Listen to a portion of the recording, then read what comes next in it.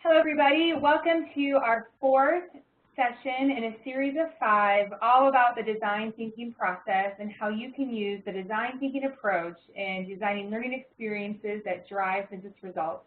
Today is all about phase 4, which is prototyping a solution or maybe 2 solutions from all the great ideas that you generated from the ideate stage. My name is Brittany Cole. I am the Director of Learning Experience and Innovation at GP Strategies, and will be your guide throughout this series. And for the webinar today, as we go through tips and tricks and practical advice and activities on how you can implement and prototype an idea that you came through as you went through the design thinking phase. Just as a reminder, let's level set on what design thinking is all about. It's really a way, it's an approach or a process to solve problems with a human-centered mindset. And as we think about how it syncs up with designing and developing training and learning programs, it really goes together like peas and carrots. When we think about human-centered design, we really want to think about learner-centered design and putting that employee at the middle of our interventions so that, one, it's an impactful solution that's meaningful to them and to the business, but then they want to come back for more because they see so much value through the solutions that we're designing and building for them. Design thinking is typically a 5-step process where you start with empathizing with those learners, with that audience you're trying to create a solution for or solve a problem for. Then once you understand who your learners are coming, you can have a better lens at defining what their actual problem is and creating that problem statement. And then you take the gloves off and you come up with a variety of ideas of how you might solve that problem. They can be big, small, they can be training, they can be systems or tools, they can be motivating factors, really a multitude of ways, because all those ideas can then either stand alone or maybe formulate and come together, and then you can prototype something. And ultimately, once you build that prototype, that quick mock-up, and we'll talk about how we do that today, then you can go and find some ways to test it out with those learners that you originally empathized with. So again, as we think about design thinking, it's a process, and really there's three main tenets. It's knowing your learners, knowing what that problem statement is. Again, what are you trying to solve for, and really getting everyone to rally around that so we all agree, and then taking action quickly. You potentially build quick, fail quick, or maybe you succeed quick. Ideally, you succeed, or you tweak and you test and you try again with some of the original prototype and you modify it.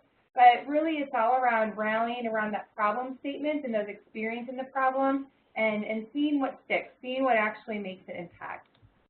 So as we think about where we are in the design thinking process, we've gone through empathize, define, and ideate, and now we're ready to prototype and really build out a solution so that we can test it out, something that's good enough that emulates the actual solution. And so when we say prototype, we're really saying let's mock it up.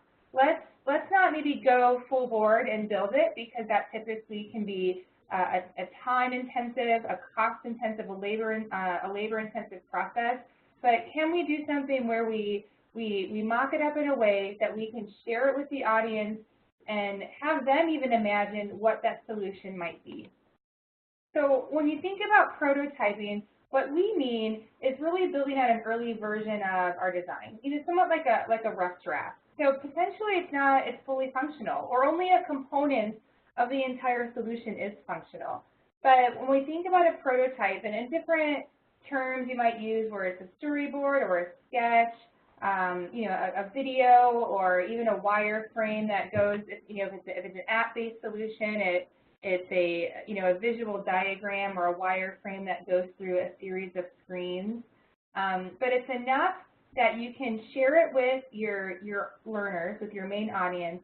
They can understand the main idea, the direction you want to go, and really start to see the experience that you're trying to target. So again, the difference between design thinking and maybe more of a waterfall approach is that you go through design, you go through development.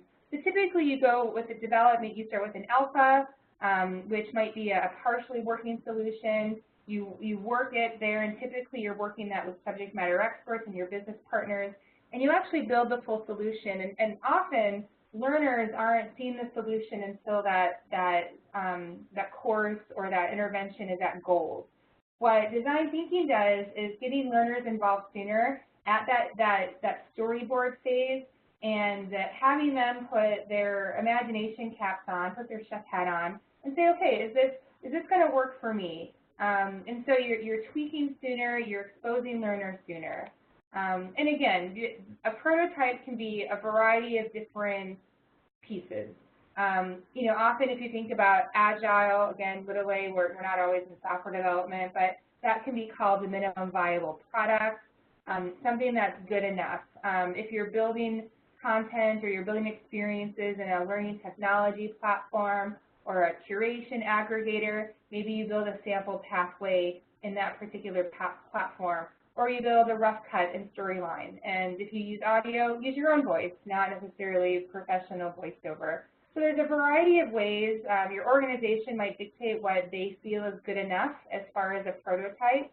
And again, when you think about what that looks like and what that is, it's taking the idea and building out that designing it, right? So often when we think about traditional development, a prototype might be where you used to get to in the design phase, and then you're testing it out. As you think about what you're trying to accomplish as far as prototyping, there's a couple things you want to consider. One is will prototyping help you come up with more ideas, which is completely possible?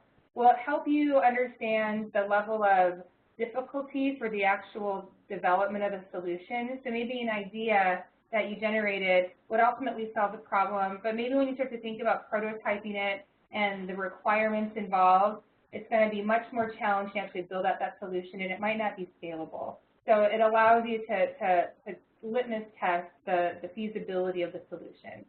And it allows you some time for self-assessment and reflection.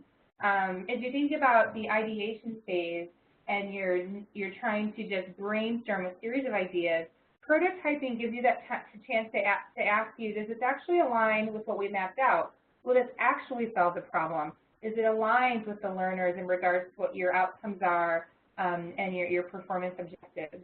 And again, as we think about this entire process, we're involving all parties at all phases.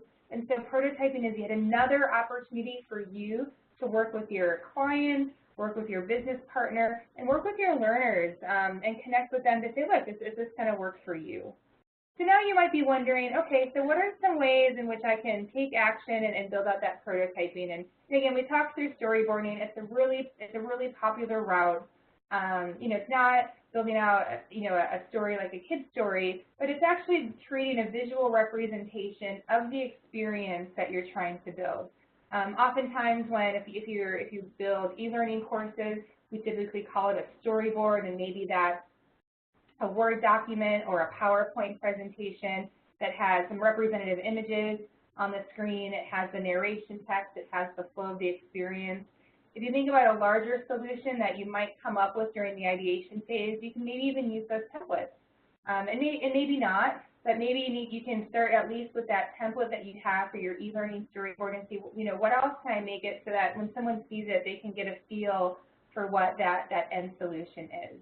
Another one is to push it a little bit, right? Maybe not a PowerPoint or a Word document, but can you build out a piece of it, right? Can you do just enough where people not just see a static representation, but somewhat of an interactive presentation? And even in PowerPoint, you can build a faux app of what you're trying to achieve. So we often think we might not have the tools to prototype, but I would argue that we do, whether you're a designer or a developer. So, okay, when we think about prototyping, is it really a value? Does it really matter? Can't we just go and build a solution and test it out because learners might not have an appetite for just a piece of it? But I would argue that prototyping is going to save you time and money in the long run because you're addressing some of those concerns early on. Whether it's visual design or user experience, or even it's not going to solve the problem for a variety of reasons. prototyping and sharing those little small bits that you develop and design first with your learner population can help you answer the questions of, is it what the learners envision? Will it solve the problem? Is it the best road to the solution? Are we missing something? And where do we make changes? A question I often get is, if you start to think about design thinking, are you always in this perpetual beta, right? Do you never have a finished solution? Or are you always tweaking and testing and tweaking and testing? And that could be, depending on your organization and the dynamics, that could be something that you grapple with. And you might have to say, okay, what is good enough? You also might get to a point when you're prototyping to say, this might not be the right thing for us, and you have to go back to the ideation stage, or you might have to go back to redefining the problem. And so the prototype phase is, again, a way for you, and ideally an inexpensive way to use it to keep those clients and loop in your learners as you continue this phase. So now that's the end of phase 4. Now we're going to talk about in our next session and how you take that prototype and you test it with your learners. How do you actually see if it has value? Thanks again for coming to this session with me. I hope to see you again on our session 5 where we talk about the final phase in the design thinking process.